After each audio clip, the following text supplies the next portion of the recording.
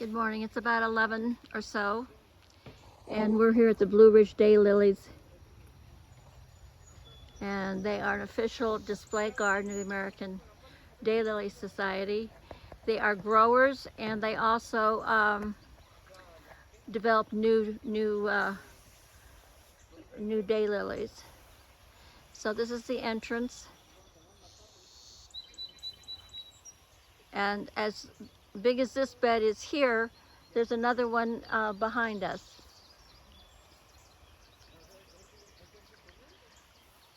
So they have a huge list of lilies, and they'll go out and dig them specially for you, so that they're fresh for you to take home.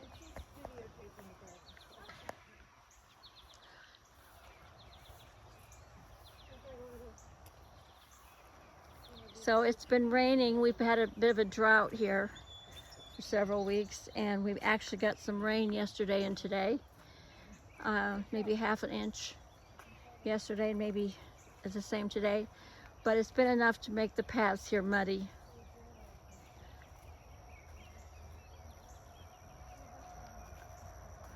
So I have old-fashioned kids on. They must be 40 years old. Do you remember those? Huh? I realized I didn't have rain boots for coming out into muddy. Really good snow boots, but. So here's asparagus growing in the middle of all this.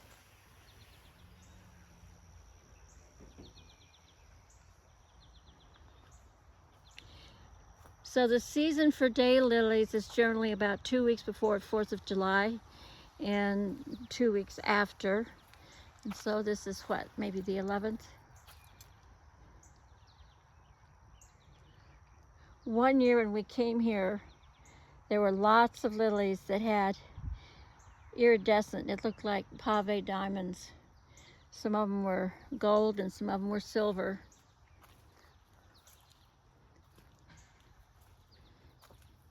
Okay, so my garden is at our property is a predominantly shade garden, and these are full sun, and they only last for about 3 or 4 weeks. Oh, it's slippery. I'm going to have to be careful of my footing. And we do have daylilies in our garden. But it was a space that we created especially for full sun, pretty much. For vegetables and flowers.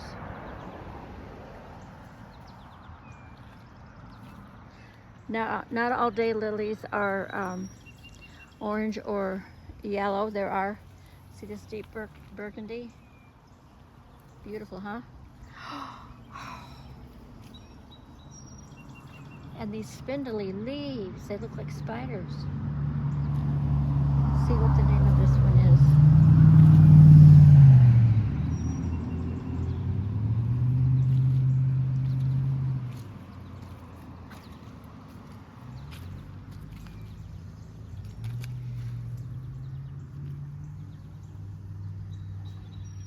Backseat debutante.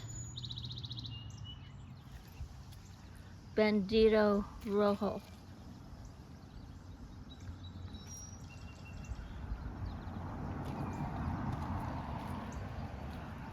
Oh.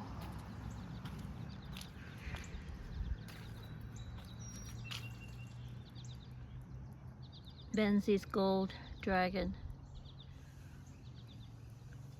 So it's an overcast day today,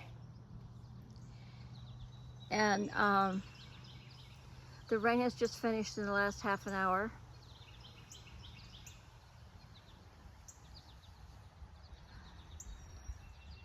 So I love and appreciate the daylilies, but what I really appreciate are this whole garden has been enclosed with all these beautiful specimen trees and foliage shrubs and bushes that's been planted, and they're all come back every year, you know. and it encloses and envelops the entire garden. And of course, some of them are blooming. There's crepe myrtles down at the end. Let's see if I can pull you in a little bit. Huge crepe myrtles.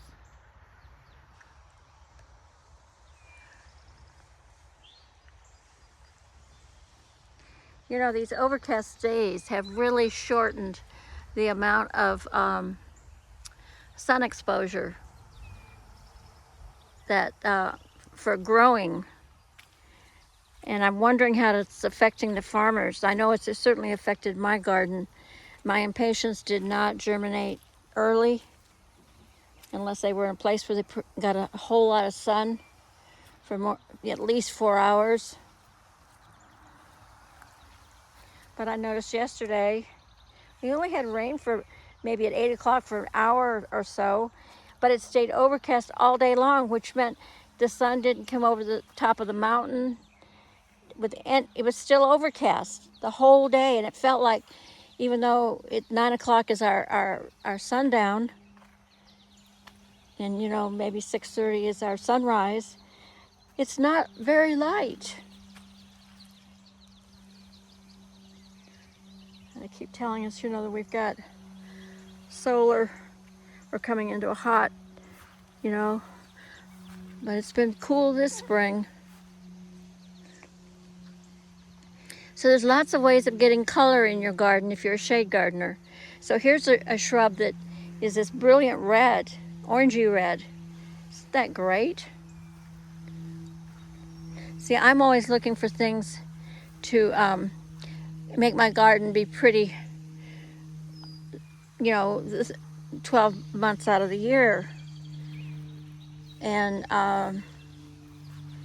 the heuchera does that, the Lenten rose does, you know, it at least stays green. But when it blooms in the spring, it's about 3 months, 3 full months. So when you're looking to, if you're gonna plant shrubs, make sure you plant them so that they're good for at least 2 zones above what your general area is. Because about every 20 years, you're gonna have a cold season, and you're gonna lose some shrubs because it was too cold. Oh, we're gonna walk through this. Isn't this fun? Oh, you can see the raindrops on the, they're not showing up very well there, are they? Let me pull it in and see if they show up.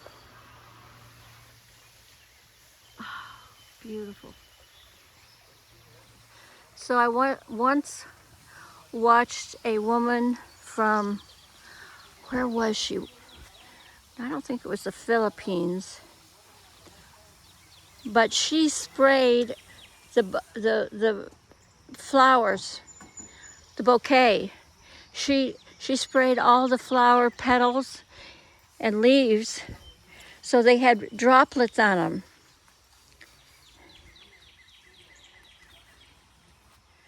And you know, of course, when you, oh, here's a gnome.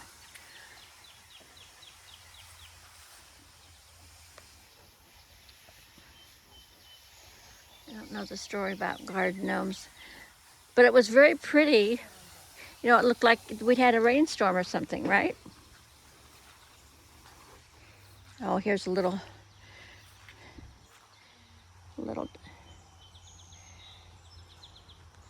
very pretty.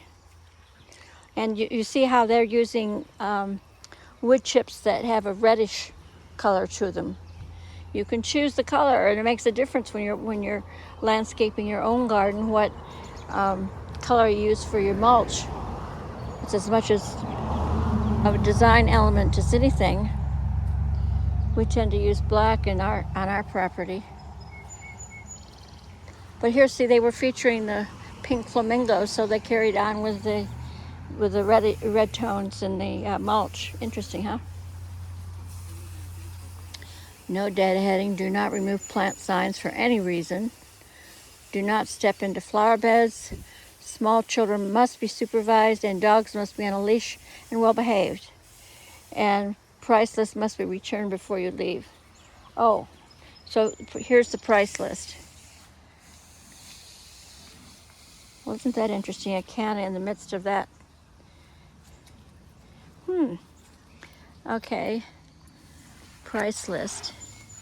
Oh my God. These are the price lists for, and it's stapled. Look at how thick that is. Oh my God, there must be 20 or 30 pages there. And it's double. And the prices I see maybe 50, 120, 150, 95. Wow. So if these serious daylily people order from here, either in person or online, I'm not being paid by them, but I'm just such a fan of the garden. Okay, so there's a stream. See, this is lowland, mountains on either side. So there's a stream that runs through the property.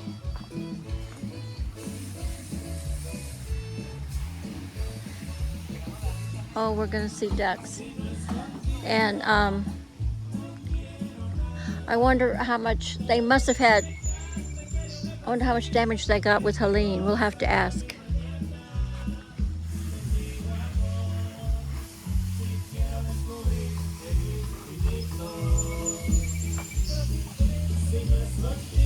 Oh, they have some daylilies that have already been pulled. These must be for orders people are placing, and they're going to ship them out.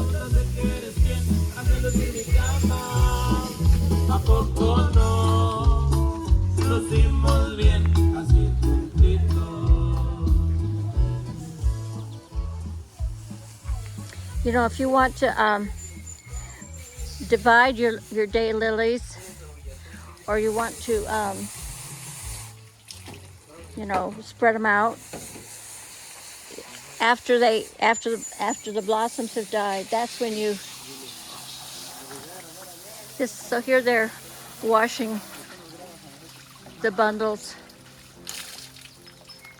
and they're setting them aside to dry before they ship. Oh, you've got a lot of them. Well, we'd like to see people do well in their business, don't we? Oh, here's our black duck.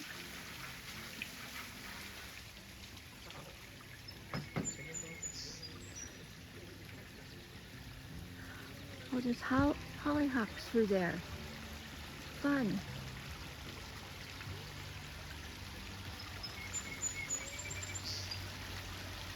They have fun artwork all around the garden. That's the first time I've seen the bees and the trees.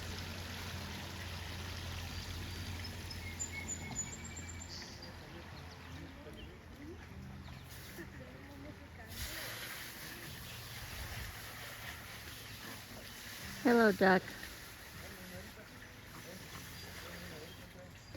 So they've used a bamboo stand here to buffer.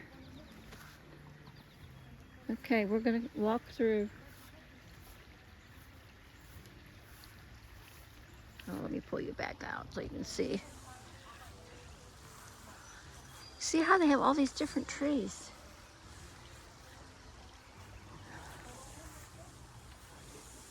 One of the things our family did when we were children is after church and lunch, we would, well, in Michigan, there was the Kellogg tree museum. They didn't call it a museum, they called it something else. And we learned our trees, and we also had a card game that we could learn our trees with.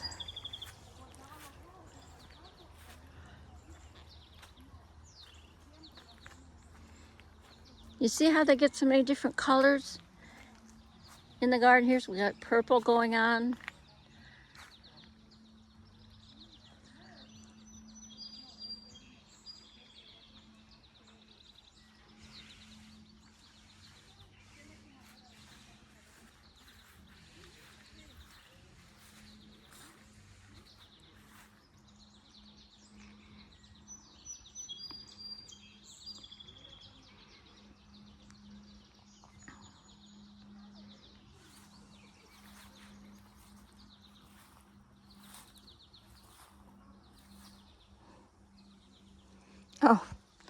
Here's a cute. Of all the things I've lost, I miss my mind the most.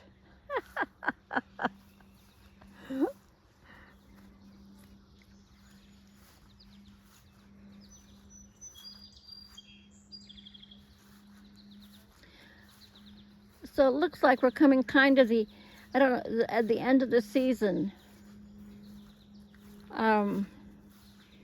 I mean, there's still blossoms here, but the rain speeds up. If the blossom is getting a little bit older, I don't know how many days they last, but if it's getting towards the end of its time, having it get wet and be soaked probably speeds things up.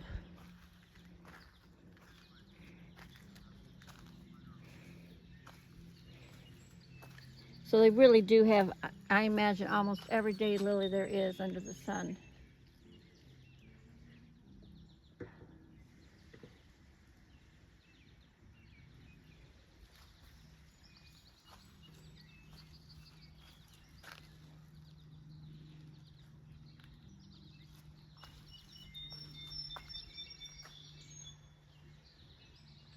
And the thing is, each stalk has multiple. See this stalk right here? It's already had at least one come up, but look at that. It's got 4, 6. There was two other stalks, branches that came off. So even with just one, if you invested in just one specialty one, you'd have a bouquet. A bouquet.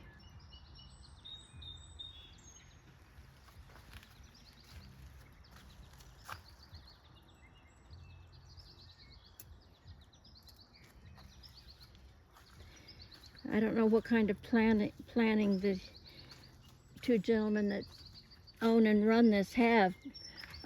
They're both getting a little bit older.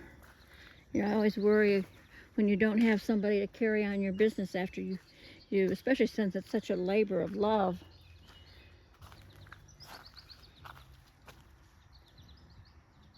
Even if you could afford to buy them out, you still need somebody to run it, right? That loves them. And it is a seasonal business, I would imagine, mostly.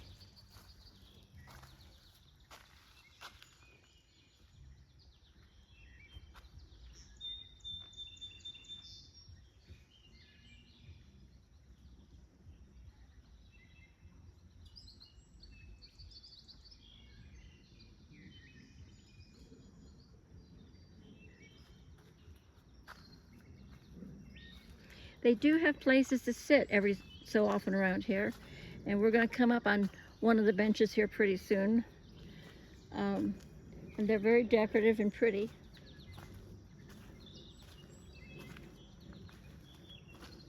So you can see that the old gentleman here, he has labels, so he's looking for specific bulbs that have been requested. And he has these two gentlemen here that are digging and wrapping up bundles. He's got a whole wheelbarrow full of them.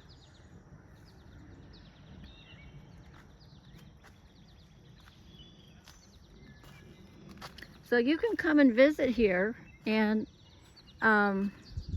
they'll come out and pull them if they don't already have, pulled them. They'll come out here and pull the plants for you before you leave. And then you can take them home, put them in the garden within hours, right? Isn't that fantastic? Oh, would you look at this green? Okay, so there's one of the benches.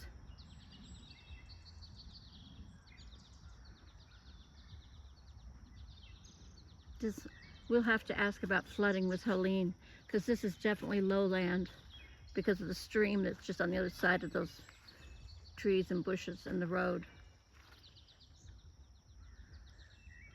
It obviously hasn't affected the garden, or the garden has bounced back awfully well. Doesn't look like any of the bulbs got washed away. Looks like they didn't lose any soil. Those are a big deal. when you have water rushing over the land is it washes away the soil. And then if the soil gets washed into the river or the creek, and before you know it, the creek is raised up, you know, a foot or two just because of all of the debris and soil that's been washed into it. I know we saw huge cranes that were out digging out the river that goes alongside the Biltmore. And they weren't just getting trees out, you know, things that have been washed into the river. They were getting soil and dumping into dump trucks and taking it away.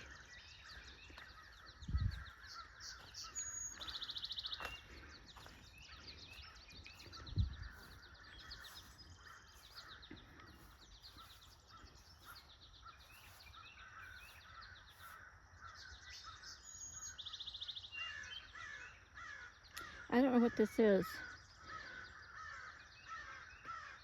It almost looks like a stilby, but it's really tall, isn't it? I don't know my plants that well.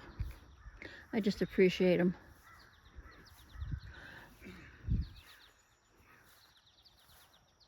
So here's some example of some garden art. Some of these catch the wind and twirl.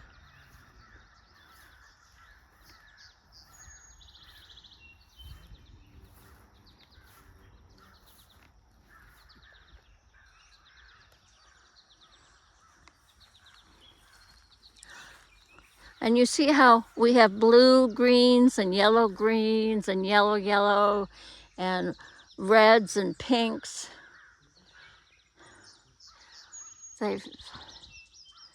For those of us who also paint, you know, when we have to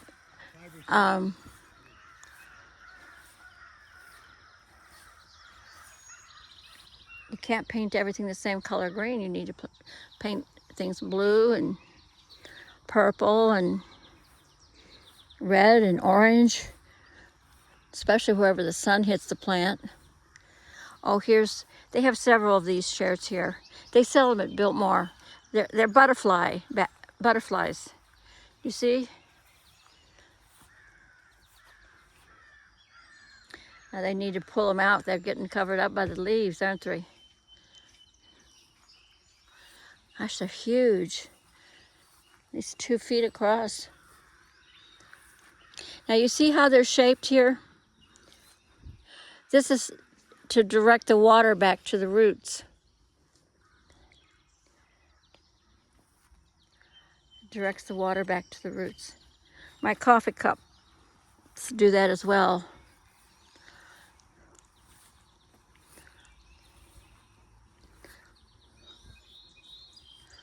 See, this is a really good example of taking everything back to the ground around the plant.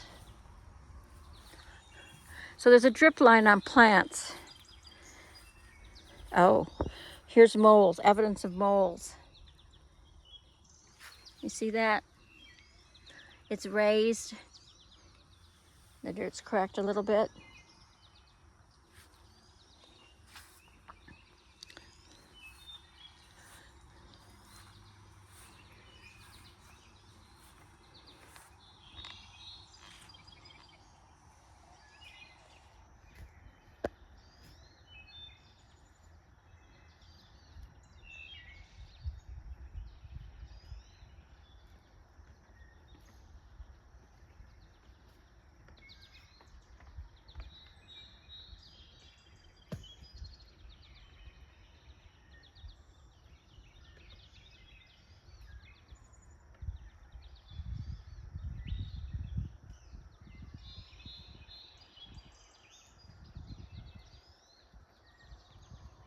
Butterfly chair.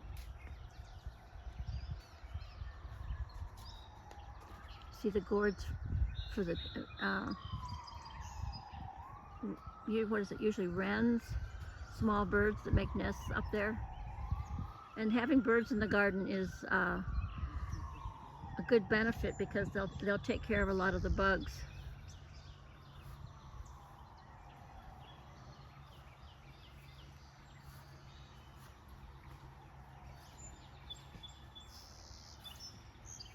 ground is a little uneven here. I'm sorry for the wobble in the camera.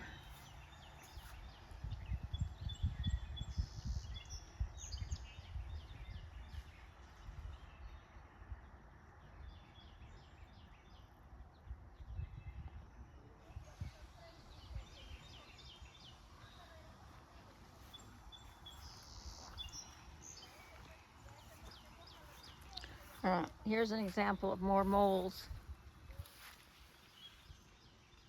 The tunnels.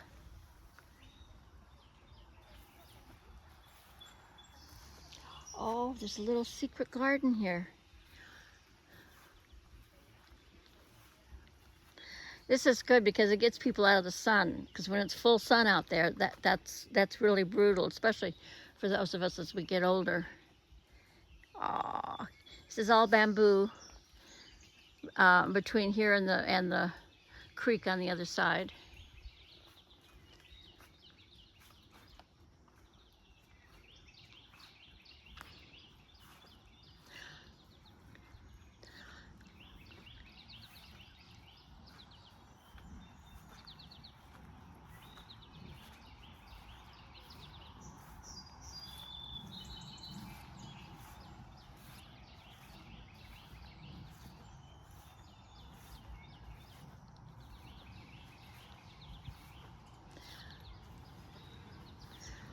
Well,